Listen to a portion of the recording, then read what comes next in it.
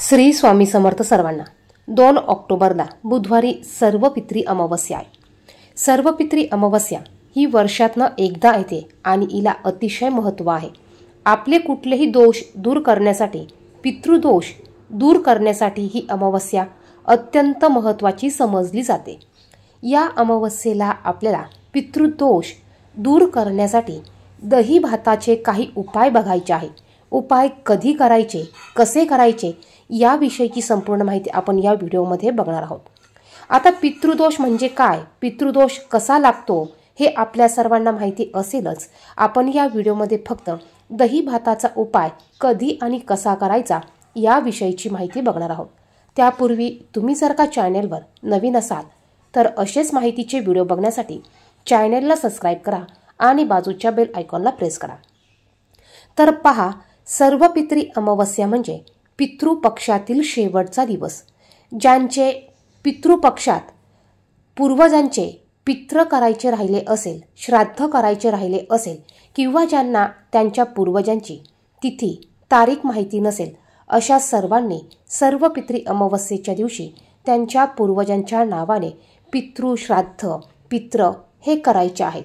त्याचप्रमाणे आपल्याला पितृदोष असो किंवा नसो तरी देखील आपण हे उपाय या दिवशी सर्वांनी आवर्जून करायचे आहेत।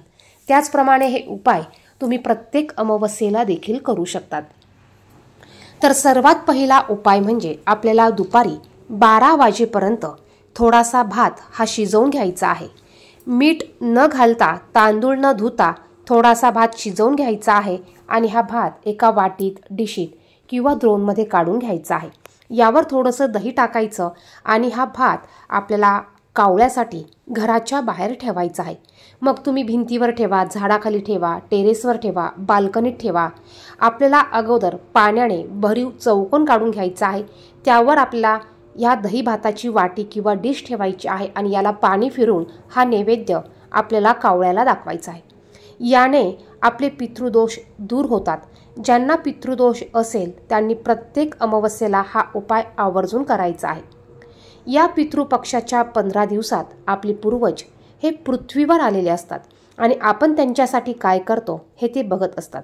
जर का आपण या पद्धतीने नैवेद्य कावळ्याला खाऊ घातला तर त्यांच्या रूपात आपले पूर्वज येऊन हे अन्न ग्रहण करतात आणि आपल्याला भरभरून कृपा आशीर्वाद देऊन जात असतात। जर का आपण असे काही उपाय केले तर यामुळे आपले पूर्वज आपल्यावर प्रसन्न होतात आणि आपल्याला कोणत्याही प्रकारचा पितृदोष हा लागत नाही। पितृदोष असेल तर तुम्हाला माहिती आहेच, आपल्या घरामध्ये कितीतरी प्रकारच्या अडचणी येतात आणि ह्या अडचणी येऊ नये म्हणून सर्वांनी हा उपाय करायचा आहे। दुसरा उपाय म्हणजे आपल्याला हा उपाय आपल्या घरासाठी करायचा आहे। घरात जर का त्रास होत असेल, कटकटी भांडणं होत असतील, वाद होत असतील, बाहेरची बाधा झालेली असेल तर आपल्याला संध्याकाळी दही भात घ्यायचा आहे।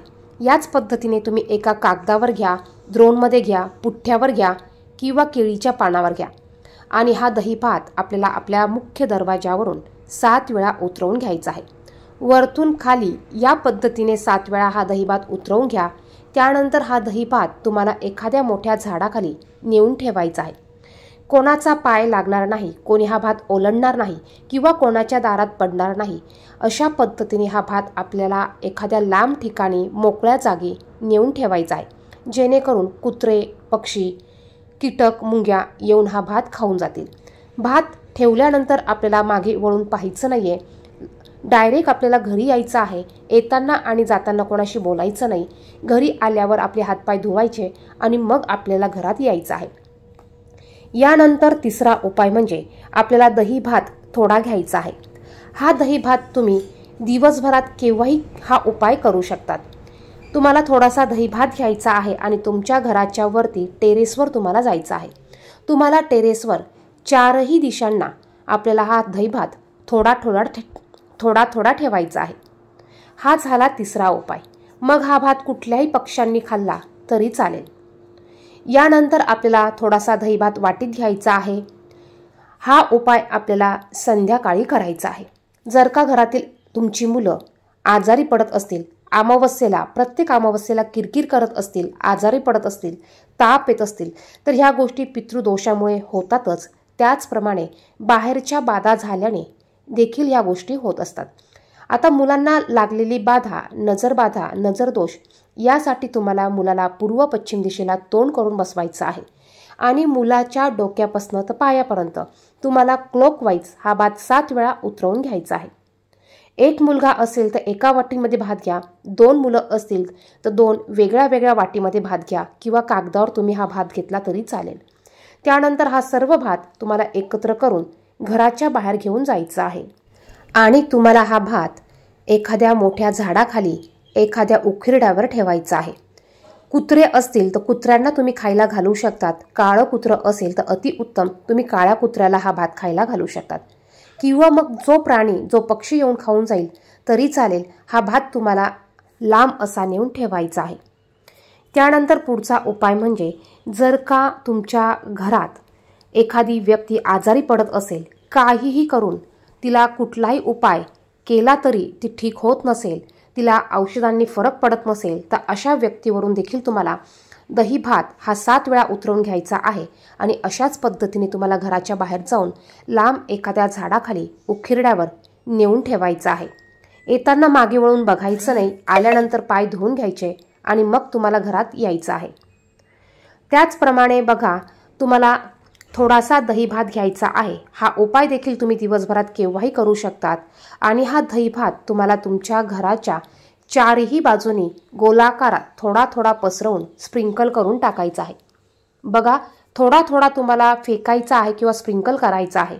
कोणाच्या दारात हा भात पडणार नाही याची काळजी तुम्हाला घ्यायची आहे. कोणी तुम्हाला ओरडणार नाही याची काळजी तुम्हाला घ्यायची आहे किंवा कोणी तुम्हाला बघणार नाही याची देखील तुम्हाला काळजी घ्यायची आहे. आपल्या घराच्या 4ही बाजूंनी आपल्याला हा भात थोडा थोडा थोडा आपल्याला टाकायचा आहे, स्प्रिंकल करायचा आहे. हा उपाय देखील तुम्ही प्रत्येक अमावस्येला करू शकतात. यामुळे आपल्या घराला कुठलीही वाईट बाधा, नजरदोष किंवा बाहेरची बाधा लागत नाही. अत्यंत प्रभावी असा हा उपाय आहे. तर हे उपाय तुम्ही प्रत्येक अमावस्येला करू शकतात. त्यातला त्यात तुम्ही सर्व पितरी अमावस्येला हा उपाय सर्वांनी आवर्जून करायचा आहे. व्हिडिओमध्ये सांगितलेली माहिती आवडली, महत्त्वपूर्ण वाटली तर व्हिडिओला नक्कीच लाईक करा. कमेंट बॉक्समध्ये श्री स्वामी समर्थ नक्की लिहा. धन्यवाद. श्री स्वामी समर्थ.